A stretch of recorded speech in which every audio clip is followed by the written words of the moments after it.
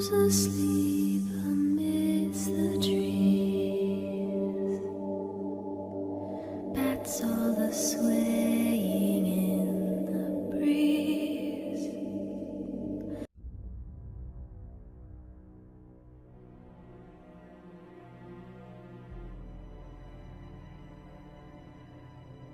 Har kun ertalab turib badan tarbiya qilaman. Tong otishi bilan turib olaman. Keyin yuz-qo'limni yuvaman. Tishimni tozalayman.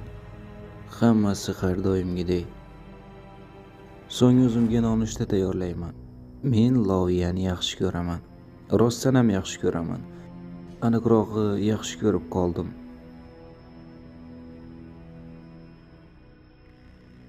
Dadam va oyim sabzavotlar foydali deyishardi. Endi men ham shunday deb hisoblayman. Afsuski, ular konservalangan. Tushga yaqin kitob o'qishni boshlayman. Ko'p o'qiyman. Oyim doim yaxshi o'qituvchini kunduzi chiroq yoqib ham topolmaysan derdi. Ayniqsa hozir 2 soat shug'ullanib sayr qilish mumkin. Bizning ayvon katta.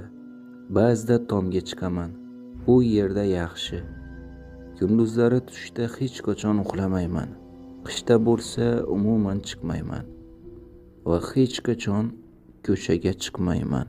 Qachondir hammasi tugaydi va chiqishimga to'g'ri keladi. Avval ovqat tugaydi. Bu konservalar menga hali yana 1 yilga yetishi mumkin. Dadam shunday degan.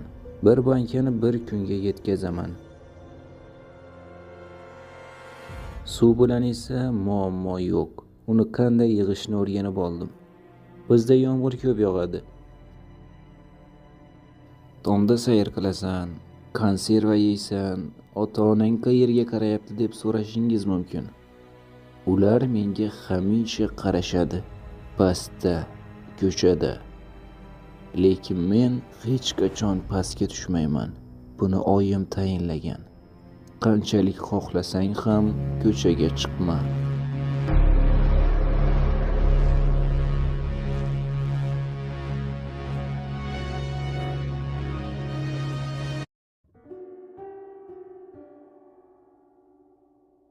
Zarurat bo'lmasa ko'chaga chiqma.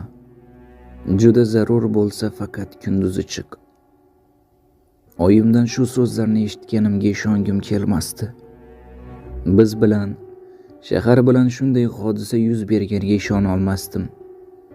Mana men yolg'iz yashayapman. 7-qavatda. Qolgan butun olamdan berkinib yashayapman. Qotgan non va konservani deyarli 5 oydan beri yeyapman. Xayriyat, onam vitaminlarni to'plab qo'ygan. Hech bo'lmasa shu yetarli. Odatiy ovqatni juda sog'inganman. Bir bo'lak tort uchun qancha pul bo'lsa ham to'lardim. Faqat ular menda bo'lsa albatta. Oldinlari men tundan qo'rqardim. Ko'chadagi ovozlar, derazamdan tushayotgan yorug'ni kimdir ko'rib qolishidan qo'rqardim. Shuning uchun unga qalin parda osganman. Qishda qanday yashaysan deysizmi? Xonada otam yasagan kichkina pech bor. Mo'risi deraza tuynugidan tashqariga chiqib turibdi. Ko'mir va o'tin zina tarafda. Ba'zida esa qo'shni kvartiradagi taburetkalarni maydalab olib kelaman. Kechasi pechning yonida uxlayman. Hammasi yaxshi edi. Lekin bir kuni oziq-ovqat tugayotganini payqadim. 12 banka shaftoli qo'shilgan loviyali konserva. Do'kon omboriga borish kerak. Dadam yaqinimizdagi supermarketdan olib kelardi. Ko'chaga qaradim. Pastda hech kim yo'q edi. Butun qish davomida hech kimni ko'rmadim. Ular qayoqqadir g'oyib bo'lishgandi. Ko'chaga chiqish rejasini tuzdim. Yaxshiyam ko'chani 5 qo'limdek bilaman. Do'kon yaqinimizda, 600 qadam narida. Men tong otishidan oldin tayyorlana boshladim. Qo'llarim va oyoqlarimga qalin jurnallarni o'rab chiqdim. Xuddi kinolardagidek. Bu noqulay edi, lekin oz bo'lsa-da o'zimni xavfsiz sezardim. Qo'limga otamni bolg'asini olib, ryukzakimni taqib oldim. To'g'ri, ko'p olib kela olmayman. lekin 2 haftaga yetgulik g'amlashim mumkin. Yozda esa ovqat izlashga qiynalmasam kerak deb o'ylayman. Zina tarafga yo'l oldim. Atrof jimjit edi. Hovliga anchadan beri chiqmagandim. Yuragim dupurlab urardi. Elektr anchadan beri yo'q bo'lgani uchun podyezd eshigi berkitilmasdi. Otam unga ilgich qistirib qo'ygandi. Men uni ochib, eshikni itardim. U ochilmadi. Tashqaridan nimadir tiralib qolgandi.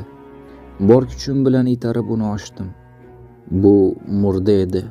To'g'ri menga tikilgancha yotardi. Ko'zlari allaqachon so'ngandi. Qimirlamasdi. Orqamga qaytsammikin deb ham o'yladim. Lekin chiqmasam ochdan o'lishim mumkin edi. Hovlida hech kim yo'q. Qayoqqa g'oyib bo'lishganini bilmasdim. Qish boshlanishi bilan ko'rinmay qolishgandi. Bilmadim, balki podvalga tushib olishgandir. Juda qo'rqardim. Asta, qo'rqa-pisa qadam tashlab do'konga yaqinlashdim. Anchadan beri tozalanmagan qor uyilib yotardi. Siniq derazadan oynalarni bosib, shovqin solmaslikka harakat qilib ichkariga kirdim. Ichkari qop-qorong'u, qor uyilib yotardi. Atrofimga qaradim. Qutilar bo'sh, hech nima yo'q edi. Nihoyat omborxona eshigini topdim. U yerdan yegulik topish ehtimoli katta edi. Eshik nima bilandir tiralib tamballangan. Keyin esa uni ochib ichkariga kirdim. Katta polkalar qatoriga ko'zim tushdi. Ustilarda ko'p qutilar bor edi. Nima uchun ularni olib ketishmaganiga hayron edim. Men tezroq ryukzakimni konserva va tushenkalar bilan to'ldirishga harakat qildim. Yaroqlik muddatiga qarab ham o'tirmadim. Oyoqlarim qaltirardi. Tezroq uyga, xavfsiz joyga qaytishni istardim. Ryukzakimni to'ldirib chiqib, eshik tomon yo'l oldim. Shu payt kimdir oyog'imdan ushladi. Men bir ustimni ushlab yiqitib yubordim. U to'g'ri uning ustiga tushdi. Boshini maydalab yubordi. Mana nima uchun bu omborxona berkitilgan ekan. Bu yerda murdalardan biri qolgan ekan. Ryukzakni olib uyga chopdim. Eshigim oldida kimdir turardi. Fonar yorug'ida uning kimligini bildim. Bu mening dadam edi.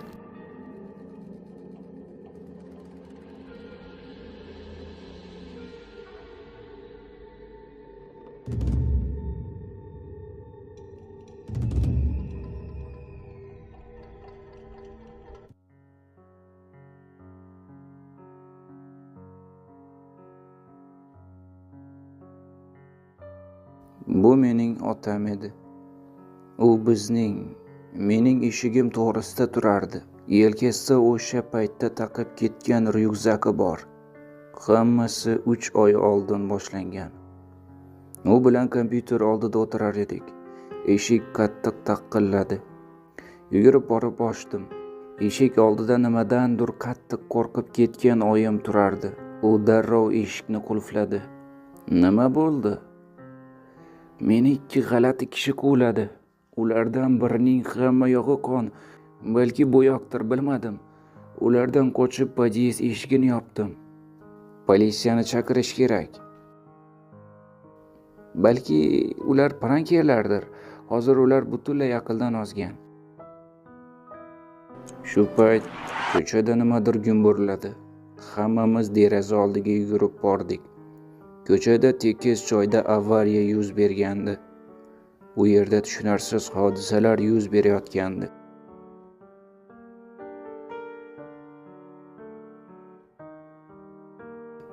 Keyingi 2 kun davomida biz hech qayoqqa chiqmadik. Televizorda odamlarga tashlanayotgan telba kishilarni ko'rsatishardi. Bu bizga Hindistondan kelgan yangi kasallik deyishdi. Odamlarni uyda o'tirishga chaqirishardi. Lekin oziq-ovqat ham tugab borardi. Qo'shnilarimiz ko'chaga chiqa boshlashdi. Ko'pchiligi qaytib kelmadi. Zararlanganlarning tishlab olishidan saqlanish kerakligini aytishardi. Odamlar ko'chada o'lib yotishardi. Kechqurun uyimizga qo'shnimiz Valeriya amaki keldi. Ular oshxonada otam bilan nimanidir uzoq muhokama qilishdi.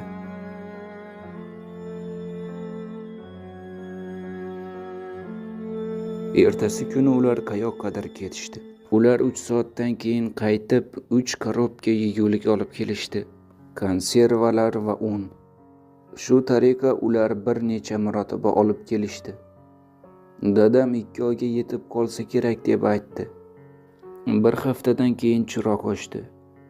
Keyin suv ham kelmay qoldi. Oziq-ovqat ko'p edi.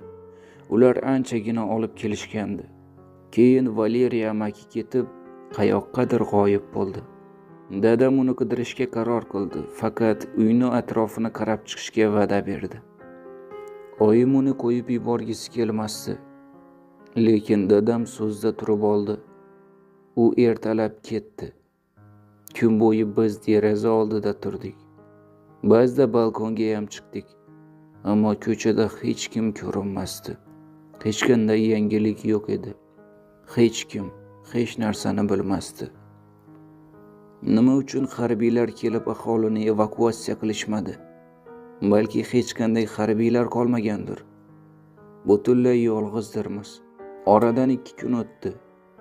Onam kechalari menga sezdirmay yig'lab chiqardi.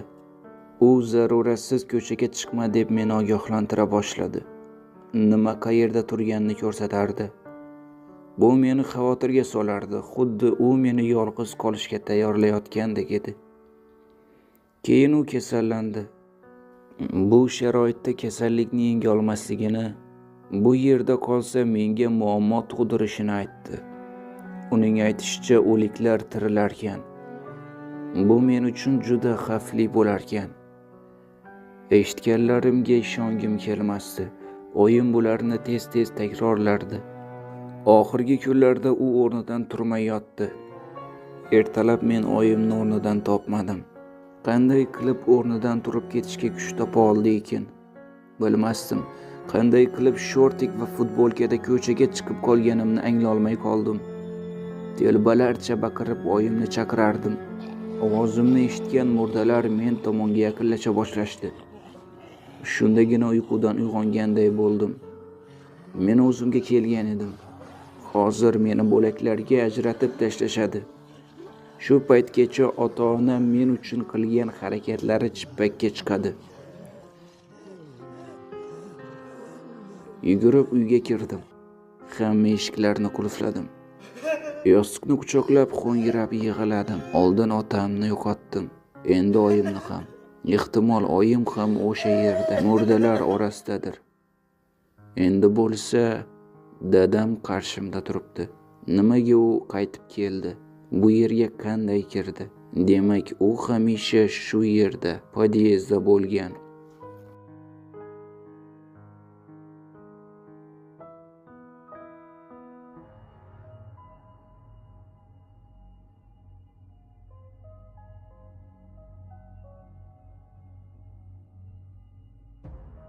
Asta-sekin orqaga tisarildim.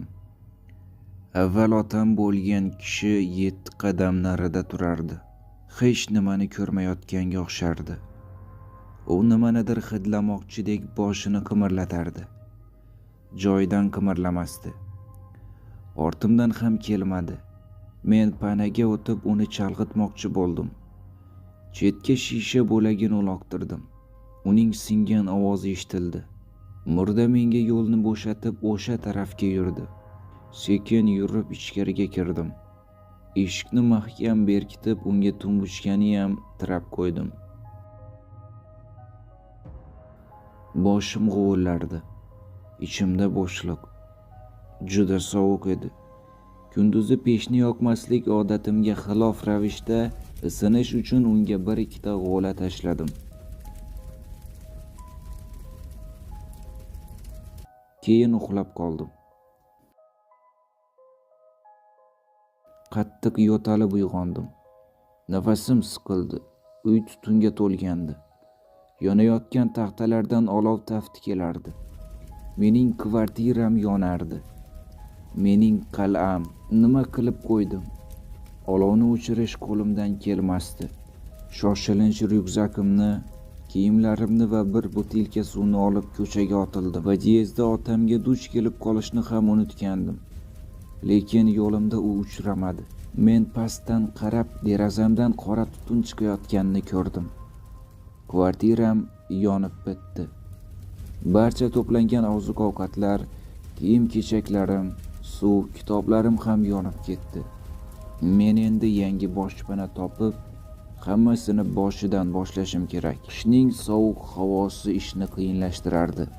Lekin bitta yaxshi tomoni murdalar yo'q edi. Balki mana bu uydagi bir kvartiraga joylashib olarman. Shu tariqa 20 daqiqa o'ylab turib, bu eng to'g'ri yo'l ekanligini angladim. Endi uyga qaytmoqchi bo'lganimda mashina ovozi eshitildi. Kimdir men tarafga kelardi. Keyin onamning odamlardan ehtiyot bo'lish kerak, ular tentak murdalardan xavfliroq degan gapini esladim. Yaqinimdagi garajga yashirindim. Yo'lda ko'kimtir uazik paydo bo'ldi. Bu odamlar kvartiramdan chiqayotgan tutunni ko'rib, nima gapligini bilish uchun kelishgan ko'rinadi. Mashina to'xtadi. U biroz turdi. Keyin undan qurol ushlagan soqolli kishi tushib keldi. U atrofni kuzatdi. So'ng tutun chiqayotgan derazaga qaradi. Undan keyin mashinadan yoshroq bir kishi tushdi.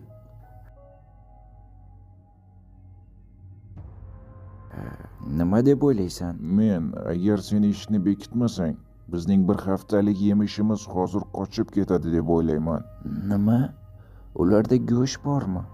Qandaydir hayvon bo'lsa kerak. Ammo men hech qanday hayvonning ovozini eshitmadim. Kechirasan, Lyoxa, men hozir shuni aytib u eshikka yaqinlashayotganida eshik birdan ochilib, uning yuziga urildi. Uazikdan bir yigitcha tushib qocha boshladi. Uning og'zi yopilgan, qo'li bog'langandi. U to'g'ri men tarafga yugurardi. O'q ovozi eshitildi. Yigitcha men yashiringan garajdan 2 metr narida yiqildi. Ular uni o'ldirishdimi? Nima uchun? Qo'rqib yanada panaroqqa yashirindim. Tentak, eshikni yop degandim-ku. Shundoq ham vaqtimiz oz. U bilan shug'ullan. Men borib mana bu uyni tekshiraman. Nima yonganini aniqlayman. Lyoxa, kechir. Doim qon tushirasan. Ular bu yigitni keyin yeyish uchun o'ldirishdimi? Ey Xudo, kattasi hech nima bo'lmagandek mening uyim tomon ketdi. Boshqasi o'lik yonida qoldi. Katta pichog'ini chiqardi. Ular odam go'shtidan yegulik tayyorlashardi. Men bu vahshiylikni ko'rmaslik uchun ko'zlarimni yumib oldim. Ryukzakimga o'tirib, tizzamni quchoqlab yig'ladim. Keyin yana uyquga ketganimni sezmay qoldim.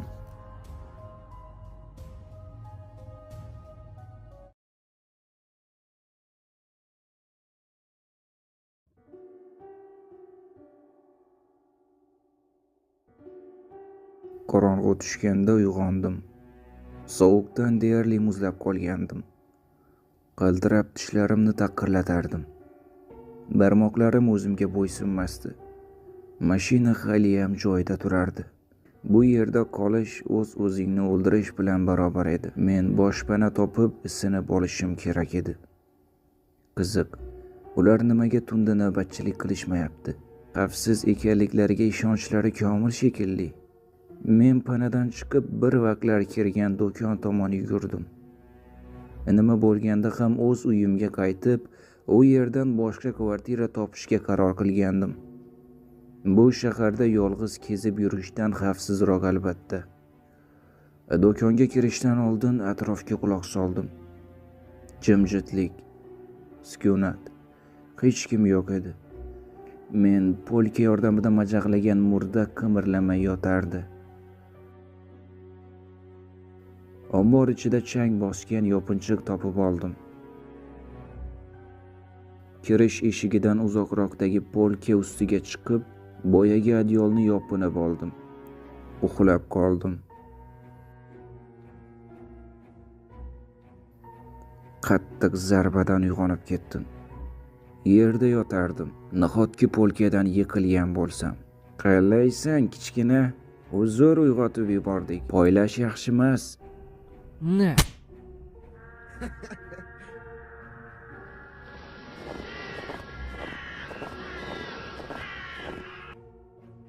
O'zingga keldingmi? O'lib qoldingmi deb o'ylagandim. Bir og'iz aytsang bo'ldi. Uni chavaqlab tashlayman. Ovozingni o'chir. Yeguligimiz shundoq ham yetarli. Boshim g'ovullardi. Og'zimdan qon ta'mi kelardi. Bir ko'zim hech nimani ko'rmasdi.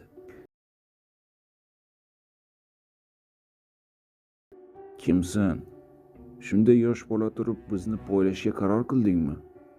Ota-onang qayerda bolakay? Senga o'xshaganlarni nima qilishimizni bilasanmi? Ovozingni o'chir. Allaqachon bilsa kerak.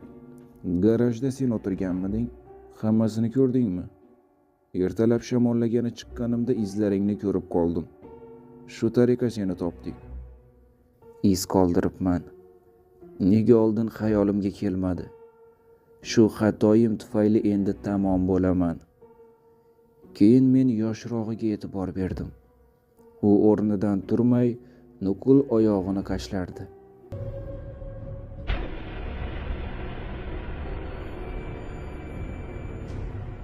Hoy sen, pastga tushur. Shuncha vaqt yo'qotdik. Lekin sherigi uni eshitmaganday joyidan qimirlamasdi. Hoy sen, quloqing tom bitdimi? Bu yoqqa kel. Ha, mayli. Bolakayni o'zim yeshaman. Keyin sen bilan hisoblashaman. U men osilib turgan arqonni kesdi. Pastga quladim. Men darrov qaddimni rostladim. Chunki beton juda sovuq edi. Axir kurtkam ham yo'q. Bittagina futbolkada edim. Shu yerda o'tir. Ana u bilan gaplashib olib, keyin yoningga qaytaman. Uning sherigini ombordagi boyagi murda tishlagan shekilli. Kattasidan yashirgan. Boshqa taxmini yo'q edi. Menda qochib qolish uchun imkon tug'ildi. Qani, tur. Nima qilyapsan?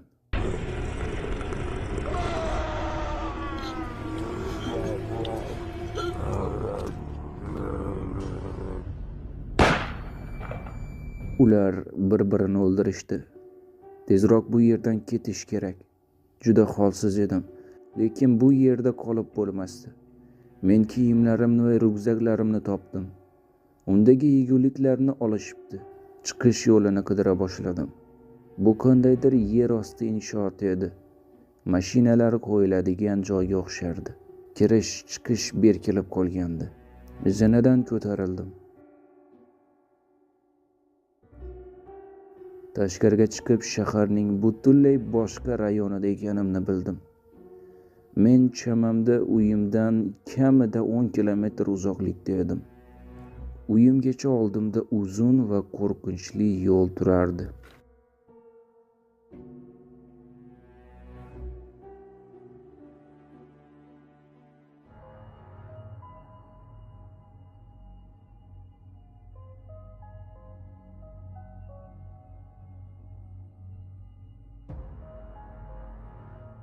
Ko'chada hech kim yo'q edi. Sekin yurib ketdim. 30 daqiqacha odimladim.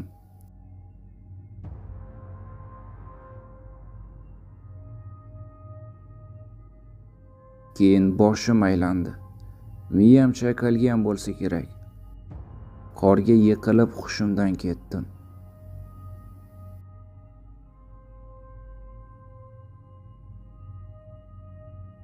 Tanam isib uyg'ondim. Qandaydir xonada yotardim. Nima? Meni yana ushlab olishdimi? 8 yoshlardagi qizcha menga qarab turardi. Qayerga kelib qolganimni bilmasdim. Oyi, bola o'ziga keldi. Kimsizlar? Kanniballarmisiz? Qo'yib yuboringlar meni. Oyi, kanniballar kim? Xonaga bir ayol kirib keldi. Bu qizchaning onasi bo'lsa kerak.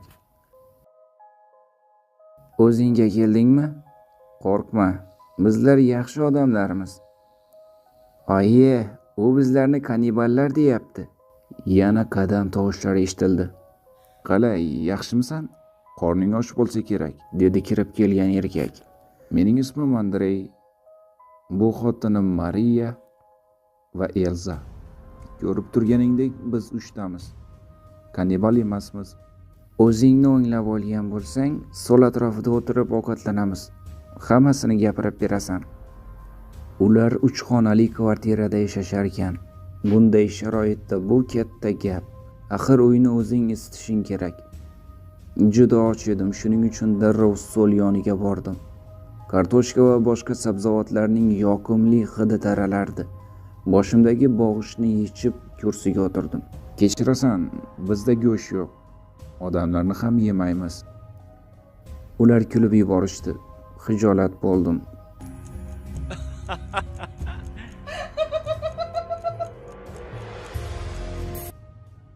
O'tin olib kelish uchun chiqqanimda qorda qimirlamay yotganingni ko'rib qoldim.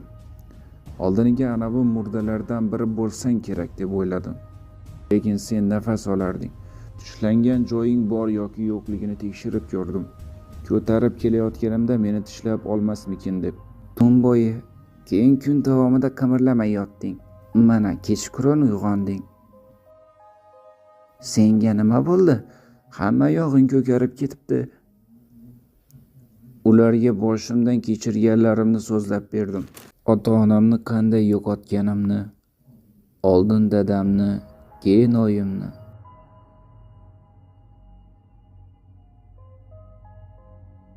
Butunlay yolg'iz qolganimni, ochlik bilan qanday kurashganimni, yaqindagi do'konlarga chopganimni,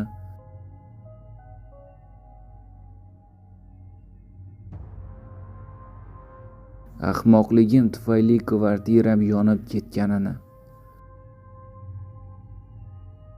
notanish kishilarni uchratganimni, ular odamxo'rlar bo'lib chiqqanini,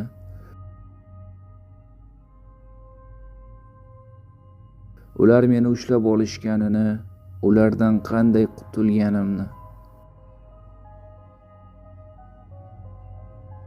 Hikoyamni eshitgan ayol shu yerda butunlay qolishni taklif qildi. Oilamiz a'zosi bo'lasan. Xohlasang mening o'g'lim Elzaga aka bo'lasan. Shu payt oila boshlig'i tilga kirdi. Nima qilishni o'zing hal qil. Ko'chada yolg'iz yurishing xavfli. Lekin yana o'zing bilasan, men yolg'iz qolishni xohlardim. Yolg'iz yashashga o'rganib qolgandim. Ulardan jarohatlarim tuzalguncha bir necha kun qolsam bo'ladimi deb so'radim. Ular rozi bo'lishdi. Ovqatlanib bo'lganimizdan so'ng Elza menga kvartirasini ko'rsatdi. Kvartira kattagina edi, lekin oshxonaga qo'shilib ketgan birgina xona isitilar ekan. Boshqa xonalar hammasi berk edi. Elza menga oilaviy fotoalbomni ko'rsatdi. Mana baliq ovidagi surat. Men suvga yiqilganman. Bu kim? Bu ukam Mark. U qayerda? Unga nima bo'lgan? Oldiniga biz hammasini jiddiy deb o'ylamadik. Odamlarga tashlanib tishlaydigan telbalar haqidagi gap so'zlarga e'tibor bermadik. Oilamiz bilan savdo markaziga borgandik. Mark bizdan biroz orqada qoldi. U o'yinchoqlar bo'limida ushlanib qolgandi. Birdan uning yig'lagan ovozi eshitildi. Kutilmaganda xonaga oila boshlig'i kirib keldi. Yotadigan payt bo'lganini aytib, barcha chiroqlarni o'chirdi. Kechasi bilan g'alati tovushlarni eshitdim. Xuddiki devor ortida kimdir yurayotgandek. Ammo qattiq charchaganim uchun uxlab qoldim. Ertalab uyg'onganimda xonada faqat Elza bor edi. U kitob ochqilab o'tirardi. Tunda devor ortidan shovqin eshitildi. Nima edi u? Sen eshitmadingmi? Kalamushlar bo'lsa kerak. Qanaqa kalamushlar? Bu xona juda sovuq-ku. Kalamushlar. Shubhasiz kalamushlar. Bahslashib o'tirmadim.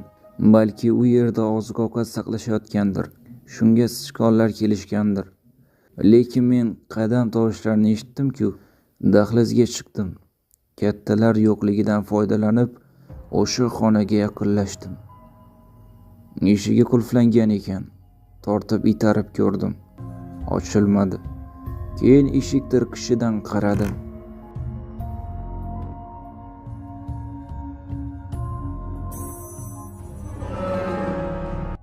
U yerda kichkina bolakay tizzalarini quchoqlab o'tirardi.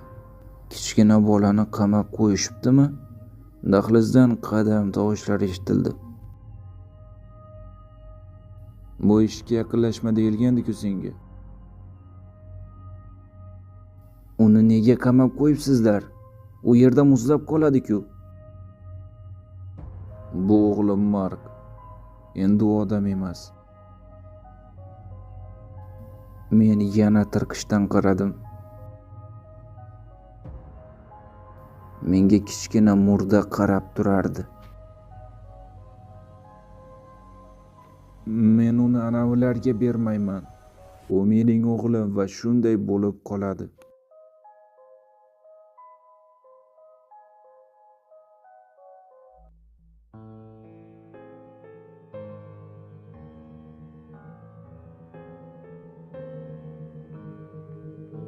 Shaharni tark etganimga 1 oy bo'ldi. Yozda murdalar kam bo'ladigan o'rmon yaqinida yashashga qaror qildim. Balki qachondir yana shaharga qaytarman. Axir bu yerda yegulik oz. Yolg'iz yashashga o'rganib qolganman. Men shahardan ketdim. U yerda yuradigan murdalar ko'p. Hatto qishda ham. Yomon odamlar ham ko'p. Juda yomon odamlar. Soqolli oila boshlig'i qolishni istamasam ketishim mumkinligini aytgandi. Ular ketishimdan oldin choy ichishni taklif qilishdi.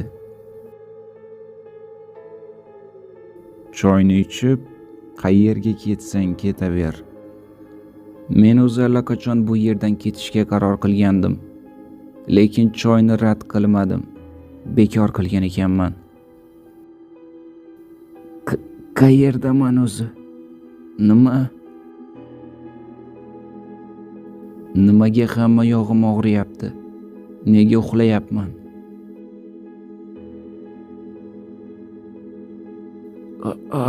Mening qo'lim. Bu telba choyimga nimadir qo'shib berib panjamni kesib olibdi. Hammasini tushundim. U zombi o'g'lini meni a'zolarim bilan boqishga qaror qilibdi. Hozir bolasi mening qo'limni yeyayotgan bo'lsa kerak. Devor ortidan kimlardir baland ovozda suhbatlasha boshlashdi. U baribir o'ladi. Bu yerdan ketsa baribir tamom bo'ladi. O'zi ko'pi bilan 13 yoshda. Yaxshisi men uni Markka yediraman. Nimalar deyapsan, Andrey? Axir u tirikjon, kimningdir farzandi. Xuddi bizning Markka o'xshab. Ovozingni o'chir, yo'qsa shu bolaga qo'shib sen ham yediraman. Bu yer biroz tinch. Murdalar ko'rinmaydi. Yomon odamlarni uchratib qolish ehtimoli ham kam. To'g'ri, bu yerda ko'p yashay olmayman. Otishni ham hali yaxshi bilmayman. Patronlarim ham ko'p emas. 1 haftadan keyin boshqa joyga ketishim kerak. Hozircha bu yerda meni hech kim bezovta qilmayapti. Ertami kechmi baribir yana shaharga qaytishim kerak. U yerda yegulik topish mumkin. Hoy, bu yerdan ketishing kerak. Hoziroq qoch, bo'lmasa u seni o'ldiradi. Sizlarchi? U bizga tegmaydi, lekin sen qochishing kerak. Ayol menga aptechka, kiyimlarimni, ryukzagimni va biroz yeguliklar berdi. 1 soatdan keyin men ko'chada ketib borardim. Soat ertalabki 6 edi. Qo'lim qattiq og'rirdi. Qandaydir eski sport zalda to'xtadim. Aptechkada og'riqsizlantiruvchi dorilar, antibiotiklar bor ekan. Umid qilamanki, u xotini bilan qiziga tegmaydi. Eshik ortidan nimadir shitirladi.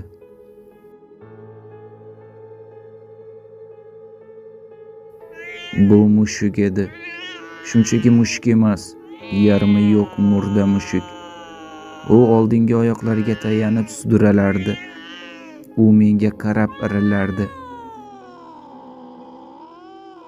Bu yerda yana kimdir bor edi. Qadam tovushlari eshitildi.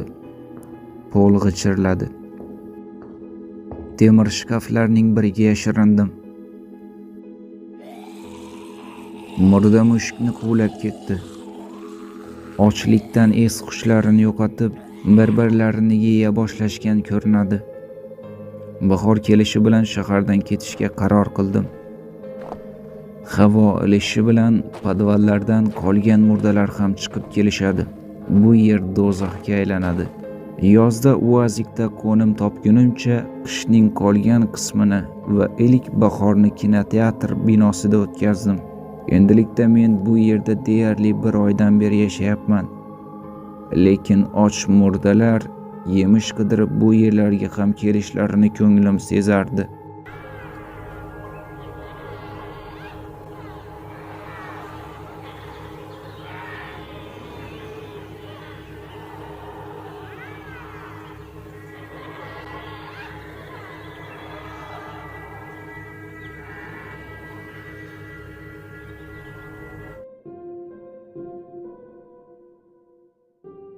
Bahorgacha kinoteatr binosida yashaganimda ko'pgina qo'rqinchli voqealarga duch keldim.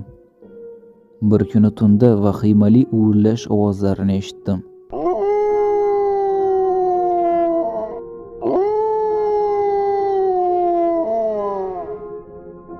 Tovush chiqarmaslikka harakat qilib, yana qanday baloga duch kelganimni bilish uchun deraza oldiga keldim.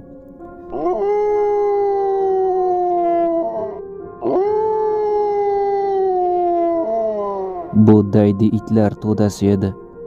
Shunchaki itlar emas, zombi itlar. Ba'zilarining yungi va terisi yo'q edi. Qorong'uda ularning tishlari yaltillar, ko'zlari esa sariq rangda miltillardi. Shu itlar tufayli boshpanamdan 3 kun chiqa olmadim. Ular meni ko'rishmasa-da, borligimni sezishardi. Suv tugadi. Ular hamon ketishmagandi.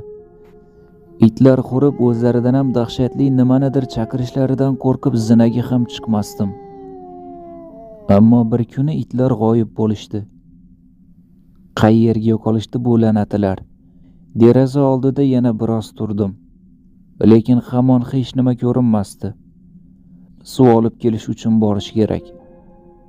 Men suvni ro'paradagi uy podvalidan olardim. Haliyam u yerda kran ishlayotgani ajablanarli edi. Men 2 katta butilkani olib ko'chaga chiqdim. Qo'limda uchiga mixlar qoqilgan tayoqni ushlab olgandim. Buni men qaysidir o'yinda ko'rganman. Xudoga shukr, bu zombi itlar hech qayerda ko'rinmasdi. Podval eshigi oldiga keldim. Suv krani pastda, zina yonida edi.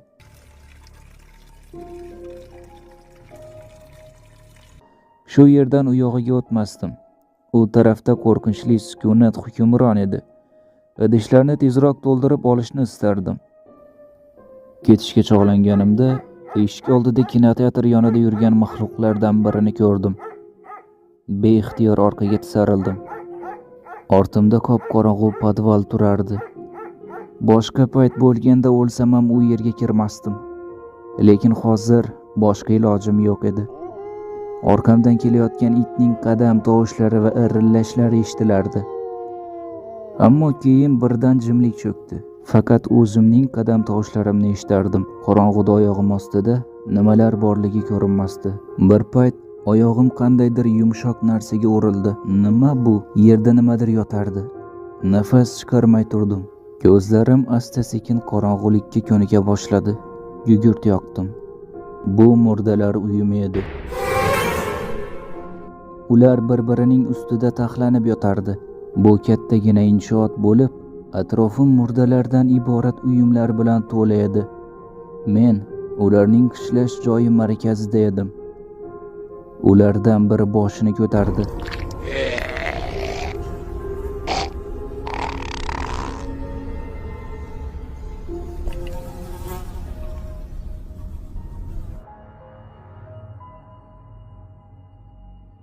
Murda to'g'ri menga tikilib turardi. Shu payt boshqalari ham ko'zlarini ocha boshlashdi. Ular mening shu yerdaligimni bilib turishardi. Orqaga tisarila boshladim.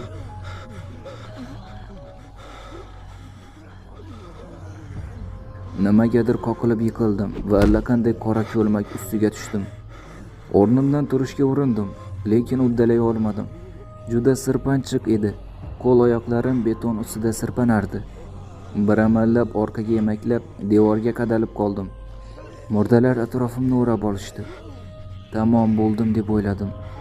Yuzimni qo'llarim bilan berkitib, bundan ham battarrog'ini kuta boshladim. Murdalar yonginamda turishardi, lekin hujum qilishmadi.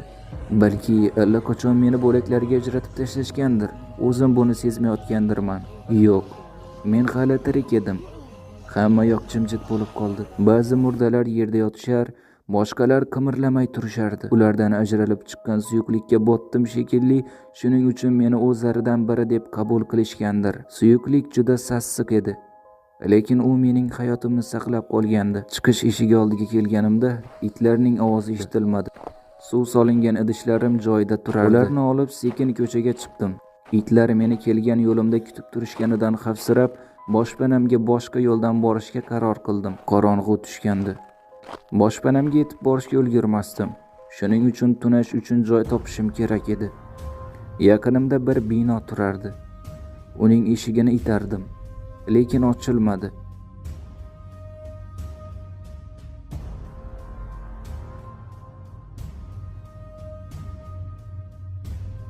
Derazadan ichkariga kirdim. U yerda eshikka nima tiralib turganini ko'rdim. Bu qotib qolgan ayol jasadi edi. Gavdasi eshikka qadalib qolgandi. Yonida kolyaska turardi. Murdalardan qochib shu yerda jon saqlamoqchi bo'lishgan ko'rinadi.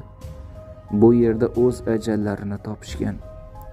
Nimalarni boshlaridan kechirganlarini tasavvur qilish qiyin. Xonani ko'zdan kechirib, qolgan eshiklarni va derazalarni berkitib uxlash uchun joy topib yotdim. Bugun boshimdan kechirganlarimni ko'z oldimdan o'tkazdim. Nima uchun ular bir-birlarini ustiga qalashib uxlashyapti? Qishlashyaptimi? Unda nima uchun hayvonlar ko'chada chopib yurishibdi? Hayotimni saqlab qolgan men botgan suyuqlik nima edi? Keyin go'dagini himoya qilmoqchi bo'lgan bu ayol haqida o'yladim. Shu payt qandaydir ovoz eshitildi. Bu xonada mendan tashqari yana kimdir bor edi. Kolyaska qimirladi.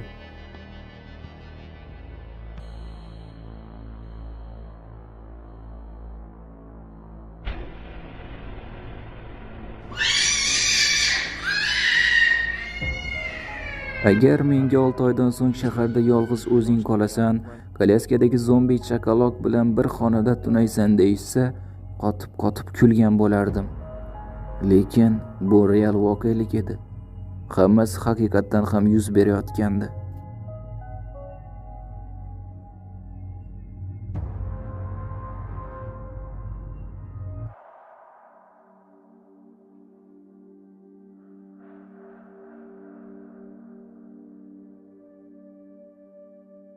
Men shahardan ketdim, chunki bu yerda xavfsizroq bo'ladi deb o'ylagandim. Bahor kelib havo qiziy boshlagach, murdalar qishlagan joylardan chiqa boshlashdi. Kundan kunga ularning soni ortib borardi. Bir kuni shaharni tark etishim kerakligini tushundim. Yoz kelgunicha ketmasam, umuman shu xonadan chiqa olmay qolishim mumkin. Bor oziq-ovqatimni, suv, gugurt, arqon, pichoq va boshqa menga asqotib qolishi mumkin bo'lgan hamma narsani oldim. Murdalar ko'p bo'ladigan joydan uzoqroqqa ketishim kerak edi. Dachalar posyolkasiga borsam bo'ladi deb o'yladim. U yerda murdalar oz bo'lsa kerak. Yozda yashab turish uchun uy ham topilar. Ko'chada murdalar paydo bo'lgani uchun shahardan chiqishga bir necha kun ketadi. Men tez-tez birovlarning kvartiralarida to'xtardim. Qiziq, hozir ularning egalari qayerda ekan? Bir kuni ana shunday kvartiralarning biriga kirib, odatdagidek biron yegulik izlay boshladim. Bunday joylarda ba'zida qurib qotib qolgan suxarik va pechenyelar topilib turardi. Ularni suvga botirib olib yesa bo'ladi. Kvartiradan chiqayotganimda stol ustida yotgan gazetaga ko'zim tushdi. Bloger avval ma'lum bo'lmagan epidemiya qurboni bo'ldi. Nima? Yuzi tanish. Max, uni bilaman. Kanaliga a'zo ham bo'lganman. Lekin oxirgi videolarni ko'rmagandim. Aytishlaricha u qandaydir yara yuqtirib olgan ekan. Mana hammasi nimadan boshlangan? Uni bir g'alati jonivor tishlab olgan. Keyin u ham hammaga tashlanib tishlay boshlagan. Uni ushlab kasalxonaga olib ketishgan. Shu bilan maqola tugagan. Atrof qorong'ulasha boshladi. Tunash uchun joy izlashga tushdim. Gazelning yo'qxonasiga joylashib uxlashga harakat qildim. Tashqaridan shitirlagan, taraqlagan ovozlar eshitilar, kimdir tinmay qichqirardi. Shunday bo'lsa-da, bir amallab uyquga ketdim. Bugun og'ir kun bo'ldi. Ertaga shahardan chiqib ketishim kerak.